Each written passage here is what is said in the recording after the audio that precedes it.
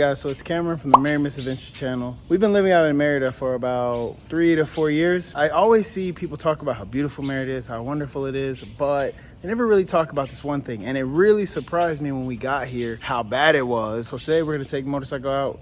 We're gonna go right around and I'm gonna show you exactly what issue we have with Mérida. And it's a pretty big issue, but it's manageable once you know it's there.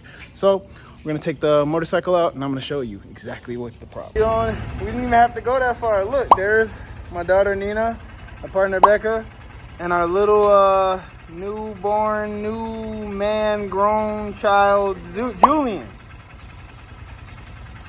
Yeah, I'm gonna go out and I'm gonna show them some of the things that, you know, we saw when we got here and we were like, whoa, I wish nobody had this on their channel. Nobody told us about this, so I'm gonna go out and I'm gonna show them. Puddles? I wasn't gonna tell them what it was. Right there, guys. The puddles, the flooding in the Yucatan. That's one of the things that they don't really tell you about. And this puddle is deep. You can't really tell now, but I'm gonna go into one of them and I'm gonna show you. And they're everywhere. Like you look on the other side of the street, you'll see them. It's just a really common thing here. You can kind of see it. Yeah, I'm gonna show you. And it gets really bad when it rains. So we're gonna find some really, really deep ones.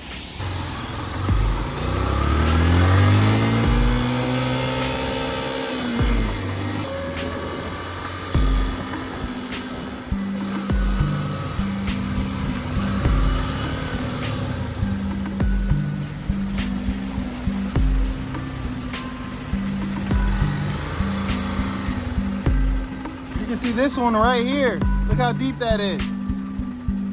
Let's keep going. Look at this one right here.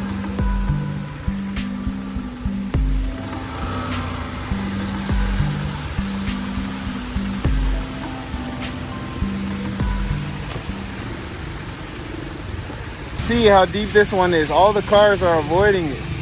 That's how deep this puddle is. And also traffic gets really bad. Yeah, it gets really bad when it rains. It affects the prices of rideshare. So if you try to get like Uber or Didi, the prices go up. I mean, it's not too expensive, but let's say a 20 peso ride might go up to like 70 or 80. I'm sweating this water. Yeah, let's get out of here.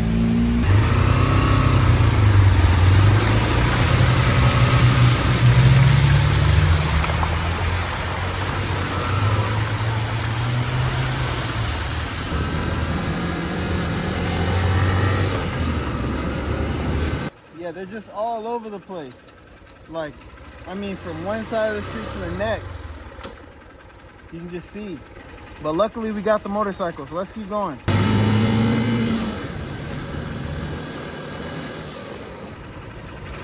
We found it. We found what we were looking for. Watch this. I'm about to park the bike so you can see how crazy this is. And that one is deep. This one out. Check out how crazy this puddle is. I mean, the car didn't stop. Not enough to stop you from moving to Mérida. Like, Mérida is a wonderful city. The people are beautiful. It's great. It's just something I wish we knew about before we got here, that the streets just flood. For one more, just to prove my point. And we don't have to go far. Like, I'm not far from our house. Our house is literally like 2-3 streets down, but it's just like widespread. So you kind of have to be aware when it rains. Prices are gonna go up for your ride shares. It's gonna cost more. It might take a little bit longer. If you have a car, you know, be ready to go through puddles. It's just something that you kind of have to just be aware of. I just want to make sure that people know. Take the bike to a more busy intersection, and we'll see how traffic is affected there by the rain. So we're just gonna go not too far. Look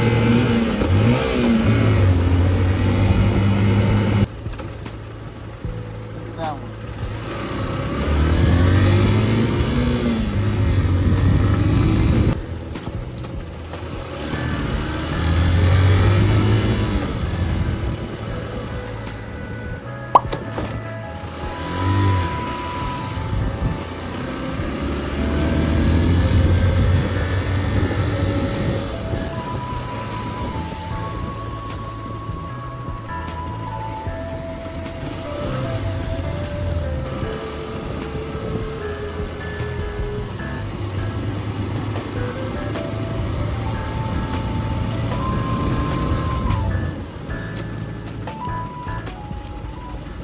So this is the intersection that I was telling you guys about. It's just one of the roundabouts that gets pretty busy, and I just want to see if the rain affects it, you know, more than, I mean, any more than usual. It's pretty busy as it is. It's wide now.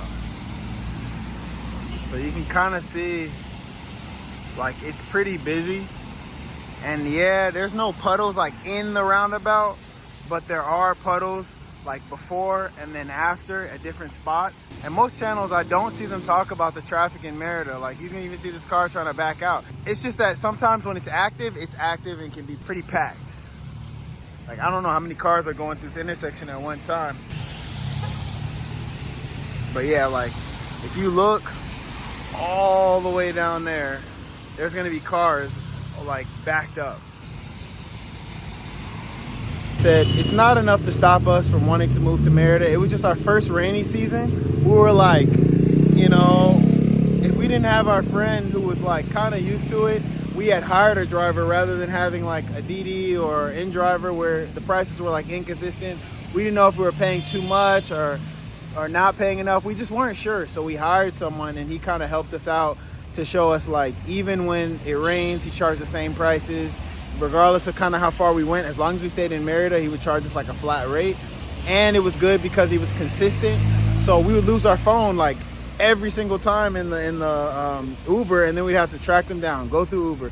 If it was an honest driver, we might get our stuff back. If it wasn't, then we wouldn't. It would just be, it was a hassle. So having like that same consistent person really did help us initially navigate the difficulties of coming to Mérida.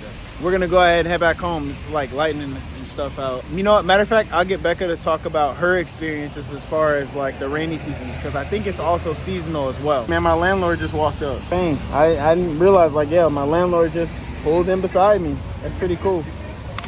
But yeah, let's head back home. We're coming up on the craziest one that I've seen. Look at this. I don't know if you can see how deep this is. You can kind of hear it. Whoa, my feet. That one was so big I had to put my feet up. And then look, we're coming up on another one.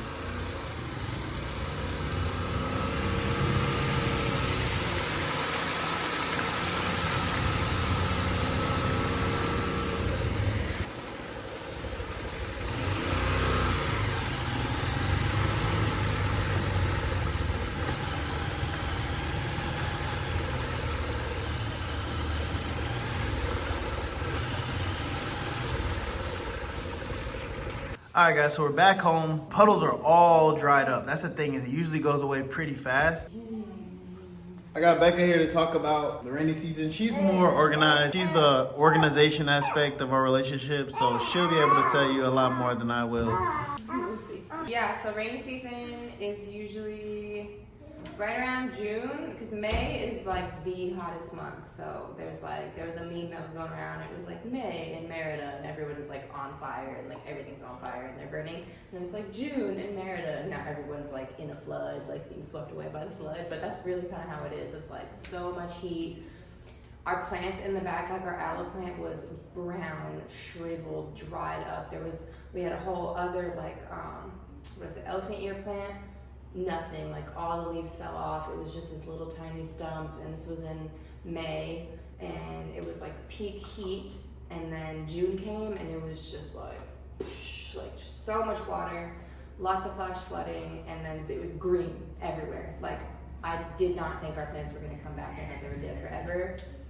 Nope, they survived, and yeah, they're flourishing. It starts around in June, and that's probably, I mean, it's kind of different in the years that we've been here, so somebody actually from Mérida, please comment, let me know. But it seems like it's the worst then, like at June, and then just kind of like remains a level of less intensity throughout the rest of the year. And along with the rainy season, so mosquitoes kind of line up with the rainy season. So the rain starts, mosquitoes come back. Things kind of die down around mid-October, and that's when it actually gets a little cool.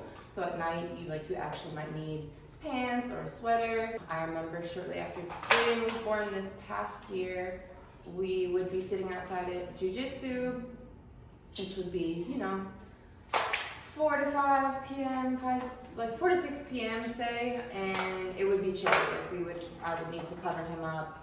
I would be in a sweatshirt. So you do get a bit of a break once like mid to end of October. It's not that bad, it's very manageable. Like when we were in Vietnam, it was rain every day. Like I don't know if you've seen Forrest Gump where they're like one day the sky just opens up and it does not stop, and then like months later you're just like, oh okay, now the rain's gone. It's not like that here. It's more like afternoon showers or like little big rainfalls and then flooding. It's not so much where you're gonna have like a week of just rain.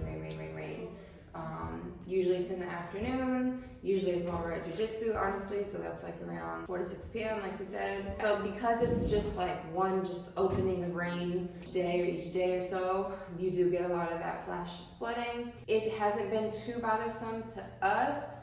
We had leaks in our house that we definitely needed to seal with just that silicone. That helped significantly. Definitely want to watch out for mold from June to October during rainy season, just because everything is more wet. The air is more wet. There's more water outside. It can be a concern, especially if you're having water coming in the house. Like if it just sits or gets into the walls, you'll have mold issues. Yeah, the biggest thing is like I used to ride a bicycle to training. It would just be kind of risky sometimes. Like either I'd start biking to training and then like the skies would open up, or it would rain and then there would still be like a lot of flooding. So I'm going biking to training. You know, I'm like knee deep pedaling through puddles, and I'm running at training with like, hey, you say up. Yeah. And just running with wet shoes. Biggest thing I would say with the rainy season is like it's gonna slow down traffic. I'm pretty sure Cameron said that. He said the DDs and the Uber fares just go up because the demand is higher. Things might not start on time because everybody's trying to get in through the traffic, through the puddles. Watch out for the mold. Definitely watch out for mosquitoes. So the mosquitoes, like as I'm sure you know, like hovering around puddles and just like still things of water. So if you notice a lot of those outside your house, just like getting like a little squeegee thing and pushing the puddles out. During the mosquito season, you have a higher risk of mosquito-borne illnesses like dengue and malaria and stuff. When it's not rainy season, I feel like you can get away with just like the lemongrass and the citronella and stuff. But rainy season, it does get pretty intense. So if you're somebody that gets bit a lot and you are concerned about getting mosquito-borne illnesses, I would say it's better to go with the heavy duty stuff. And yeah, just make sure your house is leak proof. The dry setting on your AC, most ACs have like a dry setting that helps take the moisture out of the air. We've had mold a few places. It's been pretty easy to take care of. We just use like a bleach sort of spray, like especially like those bathroom cleaners that have like they're like antiviral, antibacterial, antifungal, whatever. We use that and just scrub, and we haven't had any issues with that. Say hello. Yeah, hello. Hey guys, so if you like the video, please comment, like, subscribe. If you don't like the video, please dislike the video and let us know you hate it. Let us know you hate us. Let us know you want us to stop being on your YouTube channel. And then you can also support. You can join a membership, support on GoFundMe, whatever you want to do. Every comment, every like, all that stuff adds up. We greatly appreciate it, and I hope that this video helps you if you're trying to move to Mérida, or if you're thinking about where you want to live. There's other places in the world, and we'll do a video on that too. All these different places in the world that you can go. Your money stretches, and you know, people are a lot more friendly. It's a lot safer. You can just raise a family and actually think about that. So you have a nice day.